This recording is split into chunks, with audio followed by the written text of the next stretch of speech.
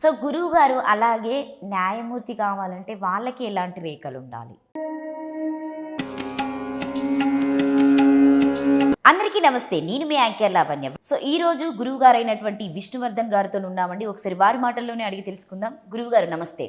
నమస్కారం. ఇప్పుడు మామూలుగా అందరూ లాయర్ అవుతారు అంటే ఎక్కువ చదవలేకపోయాం.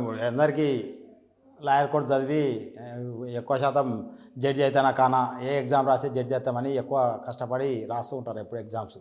అయితే అడ్వకేట్ అయిన తర్వాత కొన్ని సంవత్సరాలకు న్యాయమూర్తిగా ఎగ్జామ్స్ రాసి పాస్ అవుతుంటారు. అయితే అలాంటి అడ్వకేట్లు అందరూ ఏం చేయాలంటే, న్యాయమూర్తి కావాలనుకుంటే వాళ్ళ చేతిలో ఈ రేఖలు ఉన్నాయా చూసుకోవాలి. వాళ్ళు ఇలాంటి రేఖలు ఏంటంటే అరచేయి పెద్దగా ఉండాలి. ఈ చిట్కన వేలు మొదటి పర్వం, ఒకటో పర్వము, రెండో పర్వం, మూడో పర్వం అని ఉంటుంది. చిట్కన వేలు మొదటి పర్వం అంటే పైది మొదటి పర్వము. అలానే ఈ బొటన వేలు యొక్క మొదటి పర్వం, ఈ రెండు పెద్దగా ఉండాలి. అంటే కింది ప్లేసు తక్కువ, మొదటి ప్లేస్ ఎక్కువ ఉండాలి. ఉండి ఈ జీవిత రేఖ, ఈ బుద్ధి రేఖ కూడా చంద్రస్థానానికి వెళ్ళాలి. అలానే వీళ్ళకు భాగ్యరేఖ, పొడుగాటి భాగ్యరేఖ ఉండాలి. శనిస్థానం నుంచి ఇక్కడ కింది వరకు రావాలి. అలానే ఇది సూర్యరేఖ అంటాం దీన్ని. ఇది ఉంగరం వేలు, ఈ ఉంగరం వేలు కింద ఉండే రేఖ సూర్యరేఖ అంటాము.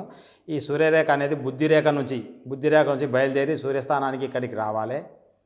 వచ్చి ఇక్కడ రవిస్థానం ఉన్నతంగా ఉండాలంటే మనం చూడడానికి హైట్ ప్లేస్ కనవాలి. ఇట్లా అంటే ఇక్కడ ఉండే కండరం అనేది ఉబ్బుగా ఉండాలి.